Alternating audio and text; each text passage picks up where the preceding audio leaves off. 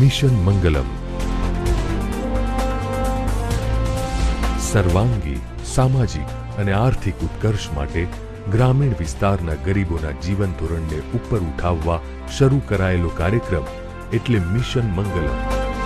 સ્વસંચય જૂથોના 28 લાખ ઉપરાંત સભ્યોને મિશન મંગલમ પ્રોજેક્ટ હેઠળ આવરી લેવાશે.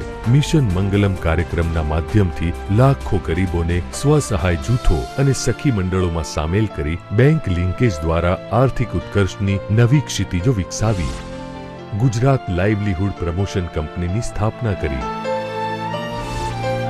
વાઇબ્રન્ટ સમિટ 2011માં મિશન મંગલમ કાર્યક્રમને અભૂતપૂર્વ પ્રતિસાદ. સામાજિક ક્ષેત્રોમાં 37 કોર્પોરેટ કંપનીઓ દ્વારા પ્રથમવાર 20,000 કરોડના 57 સમજૂતી કરાર. 2,38,000 સખી મંડળો.